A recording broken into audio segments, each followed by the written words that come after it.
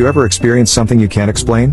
1. Yes, after my father died suddenly I had to clean out his place and dispose of any of his things that we didn't want to keep. In his things was his cell phone. I got all the contacts out of it and then turned the phone off for the last time and put it in a drawer in my office. I spent that first week sort of in shock and planning for the funeral and settling his estate. At one point I had wondered why I hadn't felt that he was around me. About 5 minutes later my phone rang. Caller ID showed it was my dad calling from his cell phone number. What? Exclamation mark. I just sat there in shock for a couple of rings trying to process it. I answered the phone and there was nobody there. I rushed from my house to my office and his phone was still in the drawer and still turned off. It was a couple days later and I was still trying to understand what happened. I finally mentioned it to my stepmother, my father's second wife, and she said she got a similar call at the same time on the same day. Too crazy, hard to explain.